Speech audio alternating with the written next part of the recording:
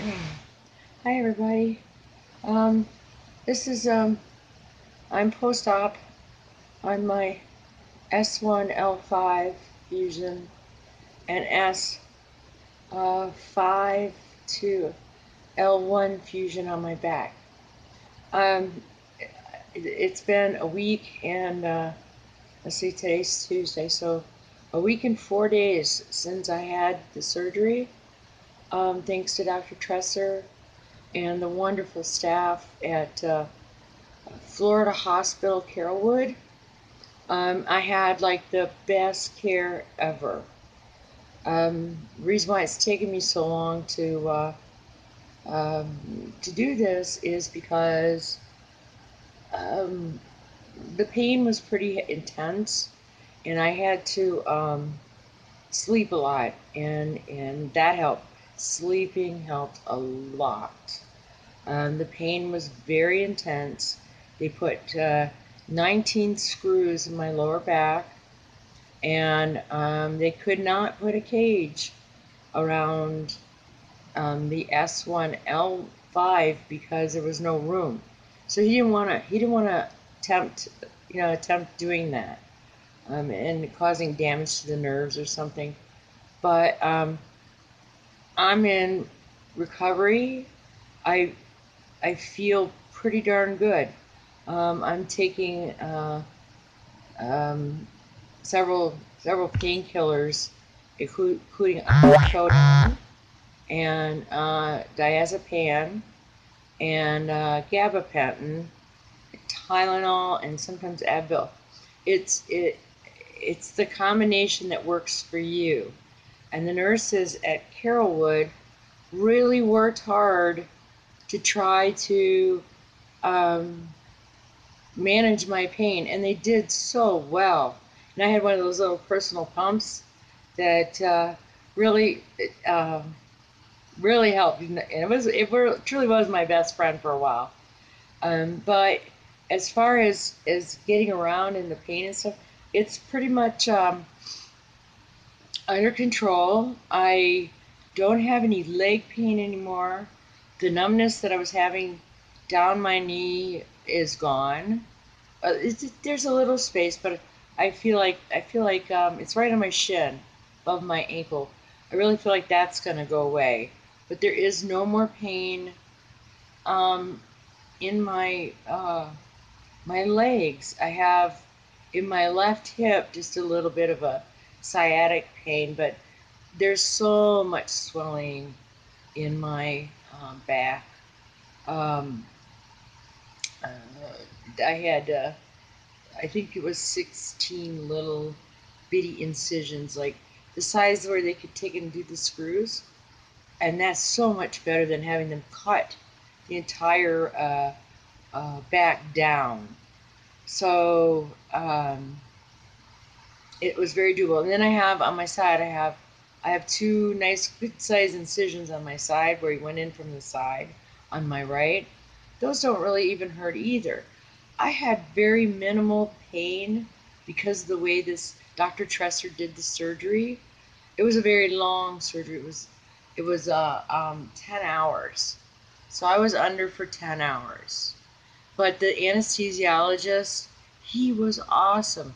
He was right there making sure that everything that was going on with my body was dealt with.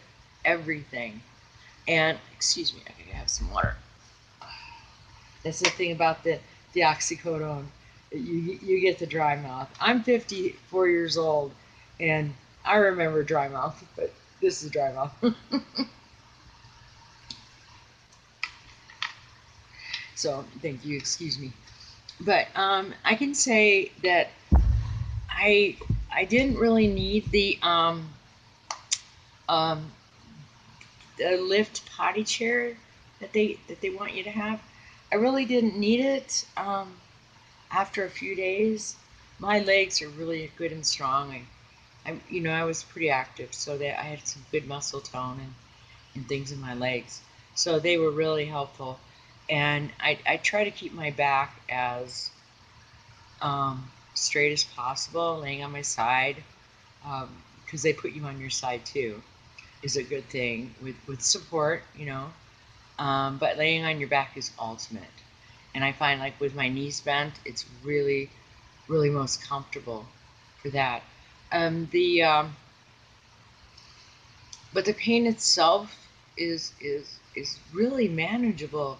I was very nervous and very scared about this because of all the horror stories that are on YouTube.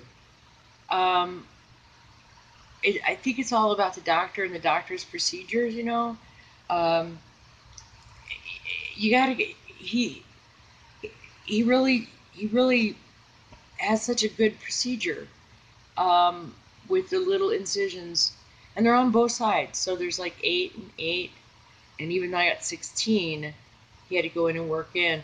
But since he couldn't do S1-L5, he towed in screws in there and moved that back in hopes, and put the gel and stuff that hardens into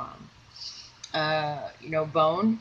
He put that in there in hopes that um, it too would harden. So I have to be very careful for 9 months to a year, and I'm going to do everything I can because I actually feel pretty good. My legs feel really, really good. I have an awesome husband who took off a month to take care of me, and believe me, he is the pill Nazi. He makes sure I get what I need, and that is really key. Taking the meds that the doctors want you to take them. Take them like the doctors say, the nurses say, because they all have a purpose. They all do something, and you may feel like you're out there somewhere in Mars or on a different planet, but that's only temporary. You're not going to be on those things very long. Um, and the oxycodone, yeah, that's very addictive.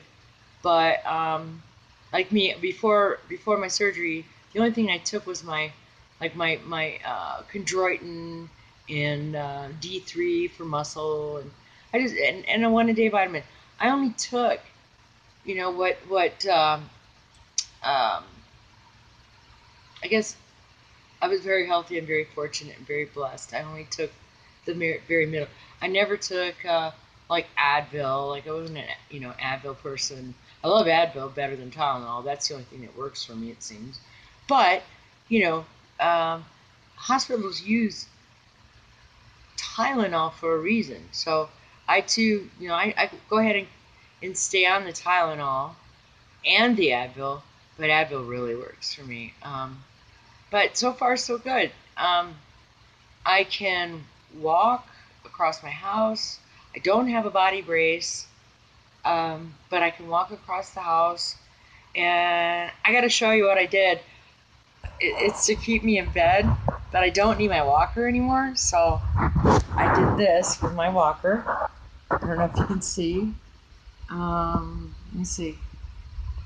Let me see here. See this walker here? That's a walker, and this right here is a board right here, and I got my laptop on it. Let me back up there. Here, I got my laptop on it, and I can roll it towards me and stay in my bed, so that. And here's my mouse pad over there. That's my mouse pad on the other side, and my laptop is right here. And so this is where I can do my writing and my book writing. I write novels for a living. But yeah, I just put a board across the it fits. Whoops, that's my nightstand. But I put a board across it just like that. That fits into the end of I don't know how good of a video that is, but it's into the end of the walker. So anyways, that's what I did for myself, so I could work and write and do what I love to do. And well, hopefully my mind will clear up enough so that I can concentrate on writing again.